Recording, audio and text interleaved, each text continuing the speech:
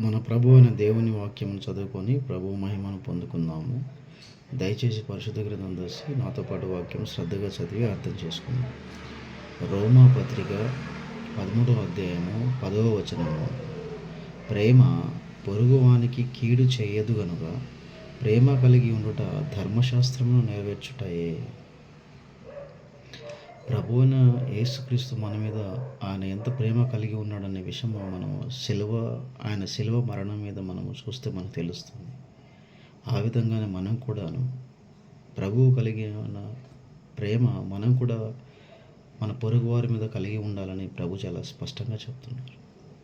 అలా ప్రేమ కలిగి ఉన్న వాళ్ళే ధర్మశాస్త్రంను నెరవేర్చే వాళ్ళు అని ప్రభు చాలా స్పష్టంగా చెప్తున్నారు. పరిశుద్ధ గ్రంథం నుండి చూస్తే దానియేలు బబులోను దేశంలో ఉన్నంత వరకు ఆయన ఆ దేశంలో ఉన్న వారిని కానీ ఆ దేశంలో ఉన్న రాజును కానీ తోటి ఉద్యోగులు కానీ ఎవరిని కూడాను ఏ ఒక్కరికి కూడా కీడు చేయలేదు. అందరితోనూ ప్రేమతో నడుచుకున్నాడు.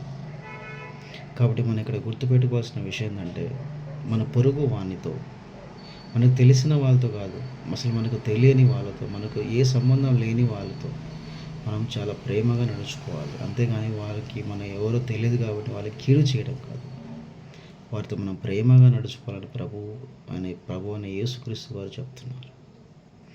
అలా నడుచుకునే వాళ్ళు మాత్రమే అలా నడుచుకుంటే ధర్మశాస్త్రం వాళ్ళు నెరవేరుస్తున్నారని అర్థం. ధర్మశాస్త్రం నెరవేరుస్తున్నారంటే ప్రభు చిత్తాన్ని నెరవేరుస్తున్నారని అర్థం. కాబట్టి జ్ఞాపకం ఉంచుకోండి, ప్రభు అయిన యేసుక్రీస్తులాగానే మన పొరుగు వారితో మనం ప్రేమ కలిగి నడుచుకోవాలి, దేవుని చిత్తంలో నడుచుకోవాలి. ఆ విధంగా ఉన్న వారిని దేవుడు ఆశీర్వదిస్తాడనే విషయం మీరు జ్ఞాపకం ఉంచుకోండి. యేసు నామమున ఆమేన్.